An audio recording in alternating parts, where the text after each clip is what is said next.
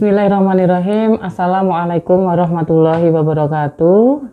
Mohon izin Bapak Ibu juri untuk memperkenalkan diri. Saya Dewi Marsia, Sarjana Sains, Kepala PAUD Islam Terpadu Nur Hidayah Surakarta.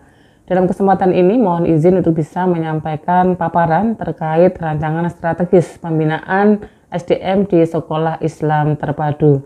Dan ini menjadi salah satu cara kami untuk menyukseskan Muswil 5 JSIT Indonesia wilayah Jawa Tengah. Bismillahirrahmanirrahim. Assalamualaikum warahmatullahi wabarakatuh. Alhamdulillahirabbil alamin. Asyhadu alla ilaha illallah wa asyhadu anna Muhammadan abduhu wa rasuluh. Allahumma sholli ala Muhammad wa ala ali Muhammad. Alhamdulillah, segala puji syukur kita panjatkan kepada Allah Subhanahu wa taala. Di kesempatan ini kami bisa memberikan sebuah karya yang mudah-mudahan bermanfaat dan berguna bagi SIT, dan berharap ini akan menjadi satu langkah strategis kita untuk mewujudkan sekolah yang kokoh, maju, dan mandiri. Yang kedua, semoga salam serta sholawat terlimpah pada uswatun hasanah kita, guru besar kita, suri tauladan kita, Nabi Muhammad SAW, beserta keluarga, sahabat, sahabiah, serta orang-orang yang istiqomah di jalan kebaikan. Baik, Bapak Ibu serta Ustadz-Ustadzah yang dirahmati Allah Subhanahu wa taala, mohon izin kami menyampaikan strategi pembinaan SDM sumber daya manusia di SIT Sekolah Islam Terpadu.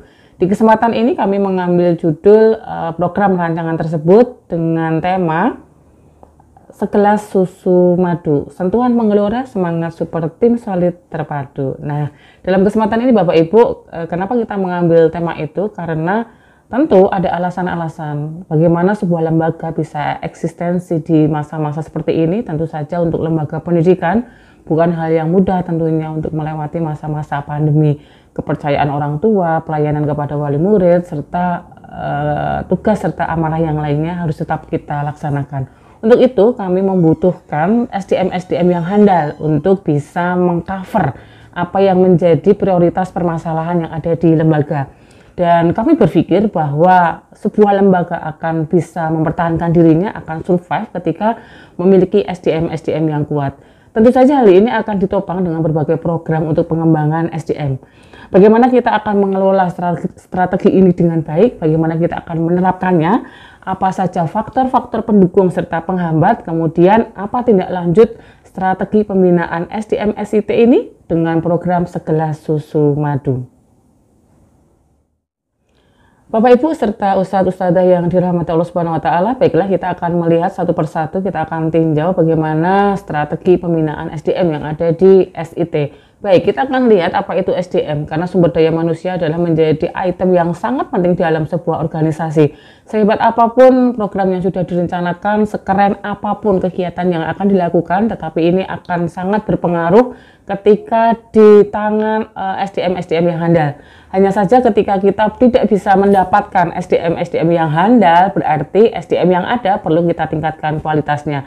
Sedangkan untuk pembinaan SDM ini menjadi sebuah kegiatan yang tidak hanya insidental, tetapi harus terus-menerus, terstruktur, terorganisasi, sehingga capaian kompetensi masing-masing SDM bisa ternilai. Baik, selanjutnya kita akan melihat apa saja model pembinaan yang akan kita siapkan untuk SDM-SDM yang ada di SIT. Yang pertama Bapak Ibu, adanya koordinasi rutin sepekan sekali. Ini kenapa penting? Karena dengan adanya koordinasi ini kita akan tahu apa yang sudah kita lakukan dan apa yang akan kita lakukan. Baik, kemudian yang kedua yakni pembinaan berjenjang. Apa yang dimaksud dengan pembinaan berjenjang? Yakni pembinaan dari atas, tengah, kemudian bawah.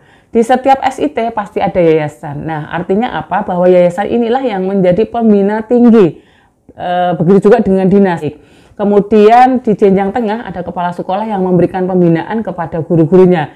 Kepala sekolah menjadi manajemen tengah karena harus menyampaikan informasi dari atas ke bawah dan tentunya menyampaikan aspirasi dari bawah ke atas. Baik, selanjutnya adalah gerakan One Week One Literasi. Ini mungkin menjadi PR kita bersama bahwa bangsa Indonesia khususnya ya masih belum tinggi nilai literasinya, baik itu untuk membaca, menulis, menganalisis, dan lain sebagainya. Sehingga kadang kebaikan ini harus dipaksa Bapak Ibu. Nah, bagaimana kita memaksanya? Ada penugasan. Sehingga harapannya ketika di awal ini menjadi sebuah paksaan, tetapi ketika mungkin semakin lama menjadi hal yang terbiasa, insya Allah kita akan bisa mengambil hikmah di balik program ini. Kemudian kegiatan selanjutnya yakni supervisi berkelanjutan. Supervisi tidak segera mencari kesalahan siapa oleh siapa dan bagaimana kesalahan itu, tetapi lebih pada ayo kita bersama-sama, kita duduk bersama, kita rapikan hasil supervisi itu, kita cari solusi bersama-sama. Baik, selanjutnya ada agenda leadership camp, di mana ini menjadi sebuah ajang kawah condro di mukonya bagi para wakil kepala sekolah yang nantinya akan jadi kepala sekolah ataupun guru yang nanti akan meningkat karirnya menjadi koordinator ataupun wakil kepala sekolah. Kegiatannya apa? Tentunya ya di situ ada pembinaan bagaimana menjadi seorang pemimpin, bagaimana berkomunikasi ala pemimpin, bagaimana itu sebuah instruksi tetapi akan dirasa nyaman oleh anggotanya. Kemudian selanjutnya adalah keahlian SDM. Saya sampaikan di awal bahwa setiap SDM pasti punya potensi yang berbeda-beda, punya bakat yang berbeda, punya minat yang berbeda. Ini menjadi sebuah kekayaan yang ada di lembaga tersebut. Jadi ini penting sekali Bapak Ibu semuanya, bagaimana kita mengolah keahlian SDM.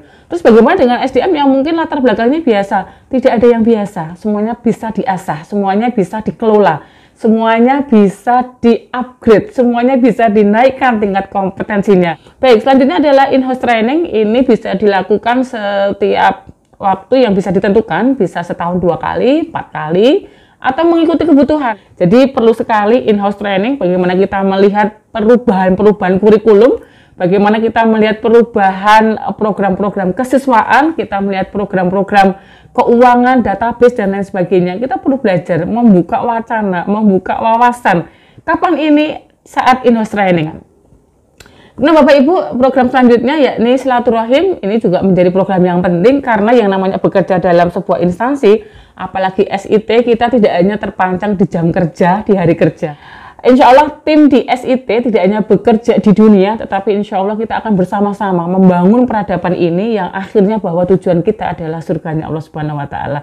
Sehingga harapannya persaudaraan kita di dunia akan sampai nanti ke akhirat. Baik, akhirnya selanjutnya yakni outbound. Meskipun SDM kita memiliki kompetensi yang luar biasa, mempunyai keahlian yang keren, tetapi sekali lagi harus lengkap antara fisik, jasad, dan akal kita. Dan salah satunya untuk menyeimbangkan kegiatan fisik kita dengan outbound. Baik, selanjutnya adalah pembiasaan 5S1D. Apa ini? Ada senyum, sapa, sopan, salam, dan santun. Dan terakhir kita tutup dengan doa, saling mendoakan. Baik, selanjutnya adalah general check up. Bapak Ibu serta Ustadz-Ustadzah ini sangat penting dalam masa seperti ini. Kita butuh SDM yang tidak hanya pinter, tapi juga sehat secara jasmani dan rohani. Apa artinya punya kemampuan yang lebih, tapi secara fisik ternyata bahasa Jawanya ringkeh begitu, jadi sering tidak masuk dan lain sebagainya. Ini sangat mengganggu kekompakan tim, sehingga untuk mengantisipasi itu kita punya prinsip lebih baik menjaga daripada mengobati, sehingga kita munculkan strategi ini. Apa itu general check up? Kemudian selanjutnya yakni motivasi untuk seluruh SDM. Kebetulan ini bisa dilakukan baik oleh kepala sekolah maupun bekerjasama dengan yayasan. Artinya setiap hari ada share motivasi, bikin flyer, bikin tulisan, bikin voice note, di mana ini menjadi sebuah motivasi ruhiyah yang tinggi. Baik, selanjutnya ada administrasi yang rapi, tentu saja karena kita bekerja di instansi resmi ya, di dinas pendidikan, tentunya kita membutuhkan pengarsipan. Ini penting Bapak Ibu, kenapa? Karena dengan kita punya arsip yang lengkap baik di sekolah maupun di rumah, kemudian sudah terdigitalisasi. Artinya dimanapun kita butuh, kita tinggal lihat Google Drive kita. Ini juga menjadikan diri kita jadi nyaman bekerja. Karena dimanapun saat dibutuhkan data, kita bisa mengambil data itu. Kemudian selanjutnya yakni pendelegasian tugas. Ini menjadi tugas penting ya dari kepala sekolah, bagaimana kita akan membuat kaderisasi di sebuah lembaga. Jangan sampai ada satu orang merasa paling baik sehingga dia merasa akan selamanya jadi kepala sekolah. Tidak. Karena sebenarnya keberhasilan seorang kepala sekolah adalah membangun, menciptakan calon-calon kepala sekolah yang akan melanjutkan estafet kebaikan ini. Kemudian yang terakhir yakni usaha guru sejahtera. Bapak Ibu tidak menafikan bahwa alhamdulillah mungkin yayasan sudah menanggung semua gaji kita, tetapi tidak mengapa ketika kita mencoba mencari, membuka peluang-peluang rezeki yang lainnya, yang insya Allah itu juga akan membuat kita lebih nyaman, bikin usaha bersama, bikin koperasi bersama dari anggota, oleh anggota, dan untuk anggota. Baik Bapak Ibu serta Ustadz-Ustadzah yang dirahmati Allah Subhanahu wa taala, demikian paparan rancangan strategi pembinaan SDM di Sekolah Islam Terpadu. Segelas susu madu, sentuhan penggelora semangat super tim solid terpadu. Baik, selanjutnya akan kami sampaikan kesimpulannya bahwa SDM mempunyai peranan penting dalam menyukseskan sebuah keberhasilan lembaga dalam mengabdikan dirinya di bidang pendidikan. Apapun yang ada di lembaga kita, lihat potensinya, lihat bakatnya, lihat minatnya, karena itu menjadi sebuah kekayaan yang dimiliki lembaga. Kemudian saran yang bisa kami sampaikan adalah siapkan SDM terbaik yang ada di sekolah kita.